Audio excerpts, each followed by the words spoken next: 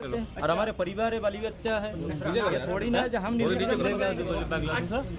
ये बताओ तंत्र विद्या भी करते हो, ये भी सामने आया है। नहीं नहीं, तंत्र विद्या वगैरह नहीं करते, ये सब गलत चीज है। तो कैसे किया था? वो दुपट्टा से ही गला दबा दिया था। दुपट्टे से क्यों मारा था उसमें? वो लड़की के बारे में हम जानकारी नहीं रखते, उसकी हमारे मीटर ही नहीं है। कितने साल पहले शादी हुई थी तुम्हारी? हमारे आज से पहले 16-17 साल पहले। कहाँ के रहने वाले हो, नाम क्या आपका? कब से प्रेम प्रसंग चल रहा था पत्नी का, क्या मामला था? 2006 में मुलाकात हुआ था उसके साथ हमारी। कैसे मुलाकात का, घर पे आना जाना था, क्या से मुलाकात? नहीं नहीं, हम दिल्ली में प्रैक्टिस करते थे, वह दवाई लेने आए थे। अच्छा, क्या कर रखा है आपने डॉक्टरी में?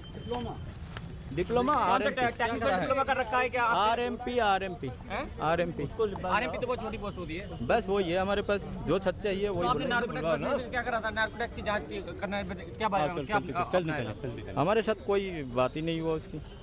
वो मतलब वो गलत थी, हमें ये नहीं चाहते तो वह हमें मारे, उससे पहले हमने उसको मार दिया था बस। वो आपको मार देती मतलब? वो हमें मार देते, जैसे नीली ड्रामा वालों कहानी वैसे ही है हमारे साथ हुआ था।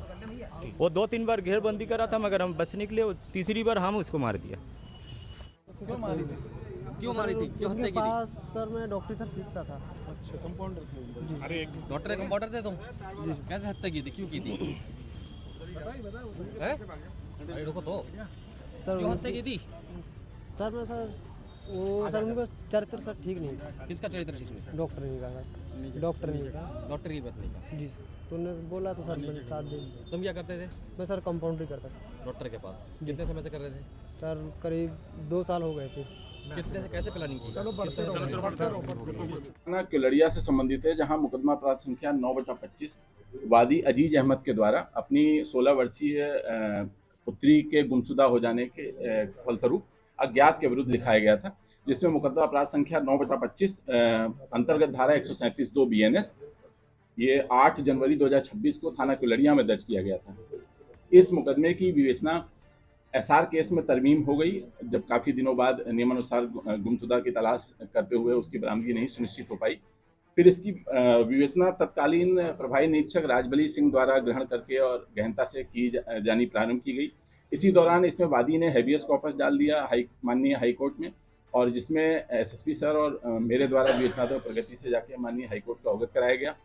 इसी दौरान इसमें 5 टीमें लगाई गई थी, जो सतत प्रयत्न के बाद आज 13 महीने बाद लगभग इस घटना का अनावरण करने में सफलता प्राप्त की गई है। और इसमें 2 अभियुक्त, जो सलीम जो कि मुकदमा अपराध संख्या 9/25 में अभियुक्त है, तथा इसमें एक अन्य मुकदमे का भी खुलासा हुआ, जो खुलासा एक हत्या जो 2017 में कारित की गई थी, जिसके संदर्भ में उस समय रिपोर्टिंग नहीं की गई थी। यह हत्या थाना भूता से संबंधित है, जिसमें मुकदमा अपराध संख्या 52/26 अंतर्गत धारा 364 IPC दर्ज किया गया है, और उसका भी एक जो सह अभियुक्त है सलीम, और उसका मुख्य अभियुक्त जो डॉक्टर बंगाली उर्फ अमित है, उसको गिरफ्तार कर आज माननीय न्यायालय की रक्षा में भेजा जा रहा है। ये संपूर्ण घटनाक्रम कुछ इस प्रकार है कि जब इस घटना का जो केलड़िया की घटना है गुमशुदा की, इसमें संदिग्ध CDR के अनुसार जो निकल के आया था वो सलीम था। सलीम को जब पूछताछ के लिए और इसके नार्को टेस्ट के लिए नियमानुसार इसकी सहमति लेकर, माननीय न्यायालय की अनुमति लेकर, इसको विधि विज्ञान प्रयोगशाला न्यू दिल्ली के द्वारा 4-5 फरवरी की डेट दी गई है। जब पुलिस ने 3 फरवरी को इसको बुलाया तो ये अपने घर से फरार हो गया।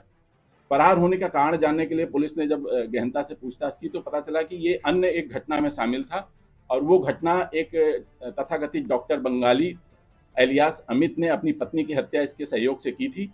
और उसने ही इसको पूछने पर बताया कि अगर पॉलीग्राफ टेस्ट में इसको वहां ले जाया जाएगा तो ये दोनों ही हत्या का खुलासा इसके द्वारा हो जाएगा, जिसके भय से ये वहां से फरार हो गया। वो उक्त डॉक्टर बंगाली भी मौके से फरार हो गया, और पुलिस ने फिर गहनता से और पता रसी सुरागरसी करते हुए इनकी गिरफ्तारी की। गिरफ्तारी के बाद जब इनको गहनता से और गहराई से पूछताछ की तो दोनों ही घटनाओं का खुलासा हुआ। दोनों घटनाओं के खुलासे में एक घटना में आपको बता दूं कि जो अपहृता 16 वर्षीय थी थाना केलड़िया से संबंधित, उस अपहृता का एक स्कैल्प लगी हुई चोटी और कुछ हड्डी के अवशेष तथा उसके कपड़े, ये ग्राम सतवनपट्टी जो अपहृता का गांव है उससे 800 मीटर दूर लगभग एक नदी के किनारे गन्ने के खेत से बरामद हुए थे, जिसका DNA परीक्षण कराया गया तो उसकी मां मुन्नी बेगम से उसका DNA परीक्षण मैच किया, जिससे पता चला कि वो उसी के शव के अवशेष हैं। और गहनता से पूछताछ करने पर ये दोनों ही अभियुक्त गणों ने अपने अपने अपराध स्वीकार किए हैं। क्योलड़िया के घटना 9/25 में अभियुक्त सलीम तथा भूता की घटना में जो कि 52/26 है, अभियुक्त सलीम तथा अभियुक्त प्रदीप, अभियुक्त अमित, दोनों को गिरफ्तार कर माननीय न्यायालय के वृक्षां पर्याप्त सबूतों के साथ भेजा जा रहा है। साक्ष्य संकलन की कार्रवाई इसमें जारी रहेगी। अभी जो भूता थाने से संबंधित शव है मृतका रजनी का, वो अभी बरामद नहीं हुआ है, उसकी बरामदी का प्रयास जारी है। सर 13 महीने लग गए इस खुलासे के लिए, किस तरीके की परेशानियां थी इसमें?